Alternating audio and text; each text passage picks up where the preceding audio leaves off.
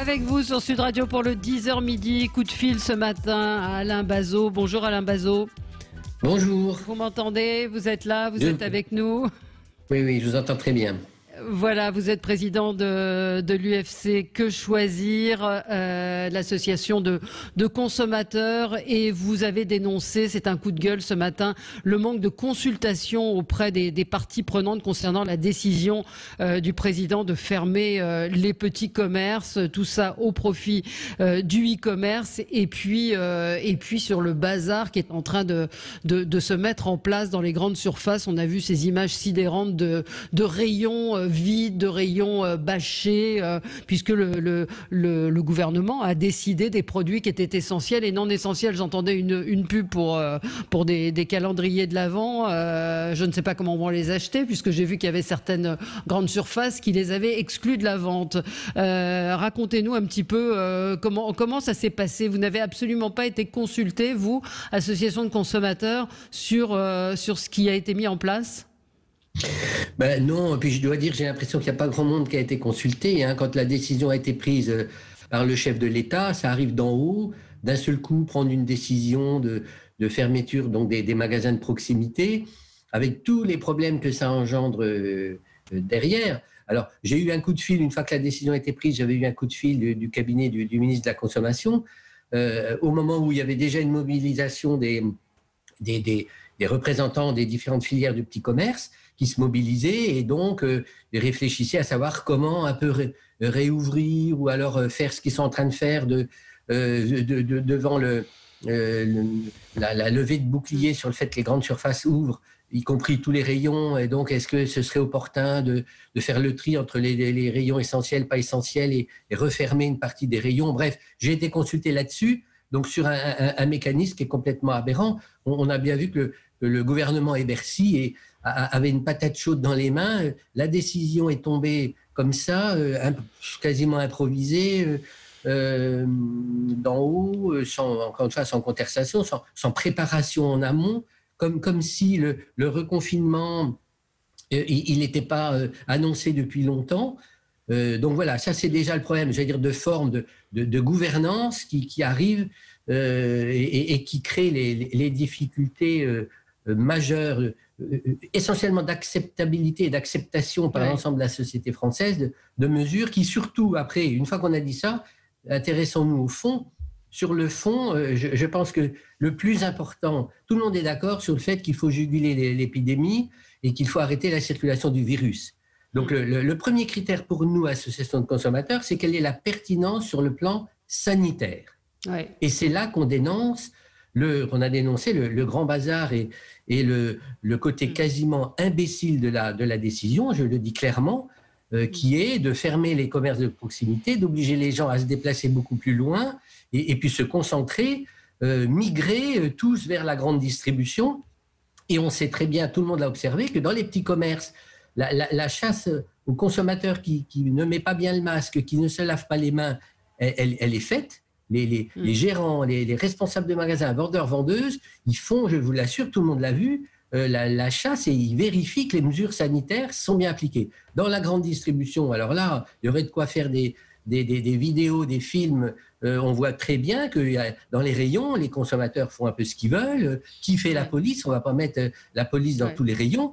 Donc c'est une aberration, ce n'est pas un bon choix pour juguler l'épidémie. C'est un peu une usine à gaz qui a été lancée. On a vu les hésitations sur les produits de première nécessité, les shampoings oui, les mascaras non, et puis finalement oui pour les produits d'hygiène. Enfin, c'est non pour les chaussettes, non pour les vêtements. Enfin, c'est assez incompréhensible.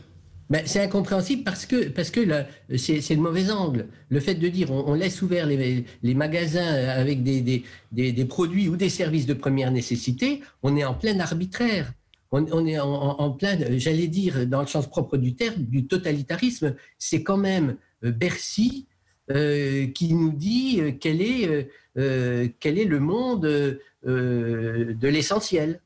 Ouais. Comme si l'essentiel, c'était la même chose, que c'était unanimement partagé. On a bien vu que pour un certain nombre de citoyens, la culture, l'accès aux livres, aux libraires, c'était quelque chose d'essentiel dans la vie. Tout comme des personnes, en particulier des fois des personnes âgées, ça fait 2 mois qu'ils n'ont pas été chez le coiffeur, attendre 1 mois pour se faire une coupe ou une couleur, c'est essentiel.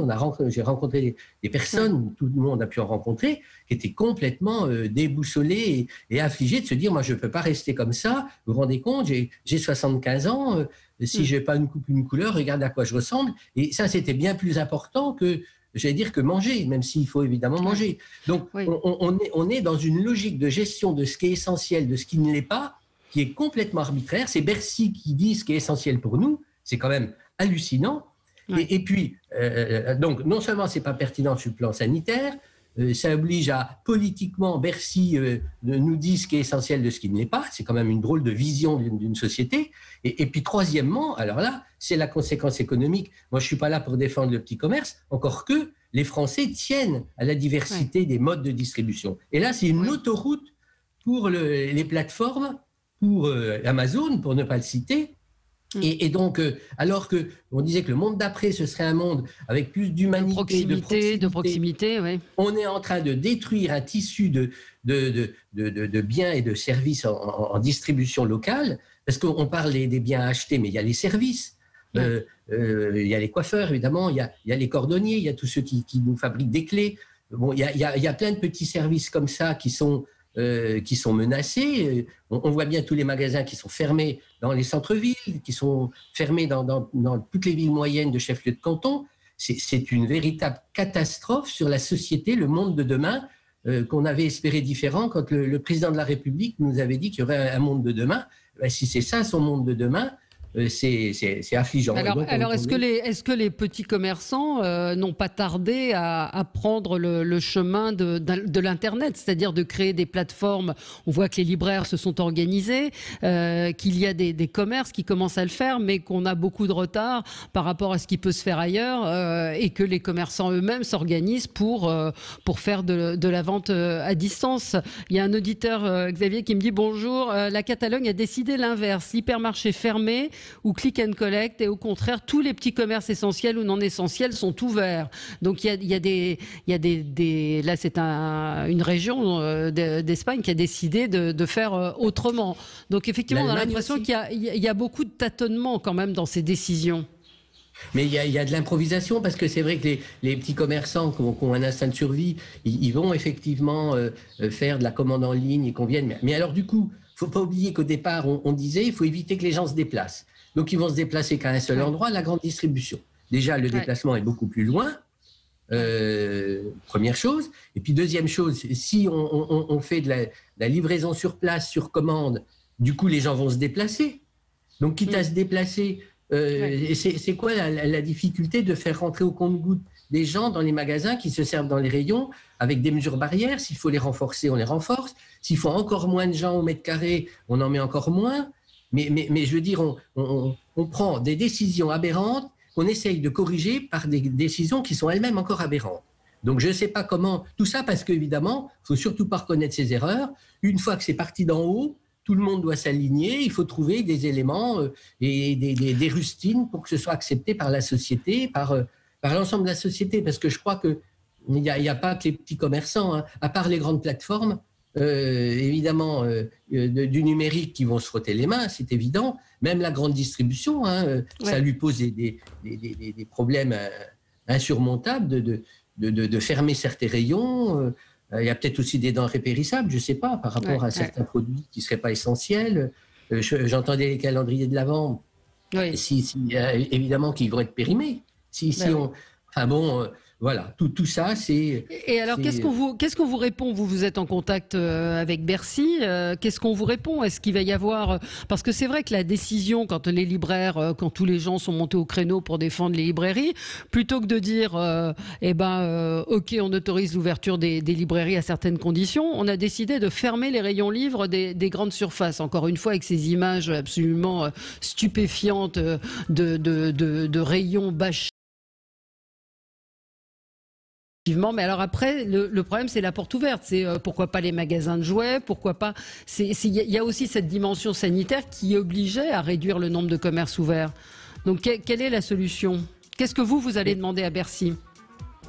Mais on ne peut rien demander parce que Bercy ne m'a jamais contacté.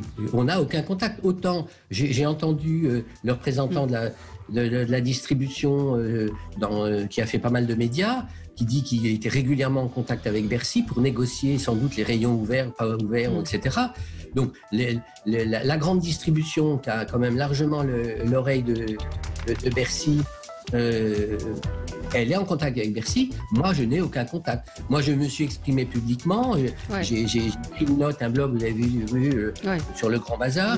Du coup, les médias m'ont interrogé sur le positionnement de l'UFC Que Choisir. C'est là que j'ai pu dire, non, nous, j'ai pas été consulté.